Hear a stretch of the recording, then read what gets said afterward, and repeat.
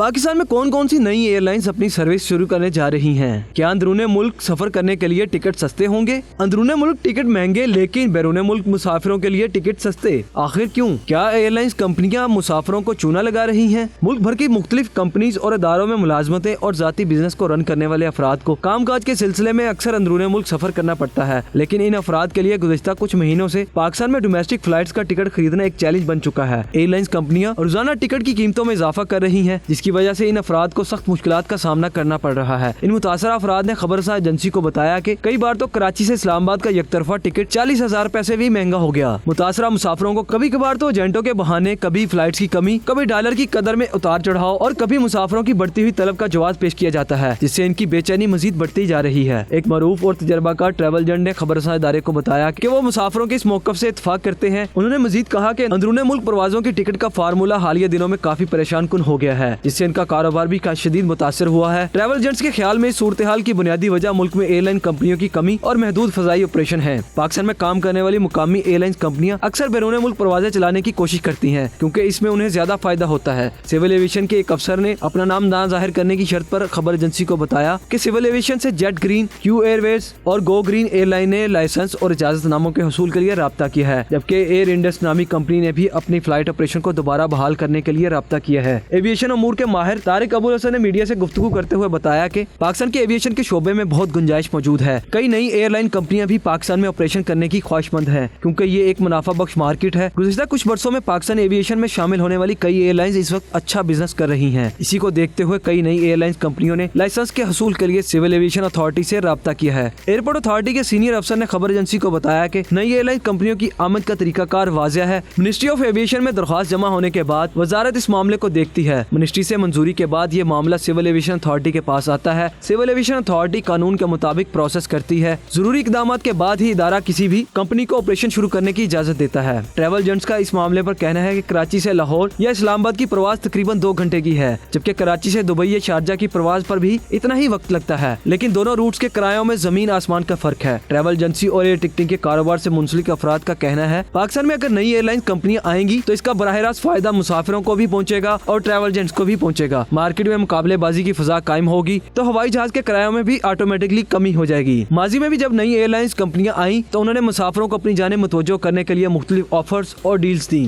जिससे इन airlines companies को साथ साथ मुसाफिरों को भी फायदा पहुंचा था। ट्रैवल एजेंट्स के मुताबिक बाज़ औक़ात टिकट इस कदर महंगा होता है कि हम क्लाइंट्स को इस बारे में बताने से भी हिचकिचाते हैं, क्योंकि उनकी कीमत खलीजी ममालिक की टिकट के बराबर हो जाती है।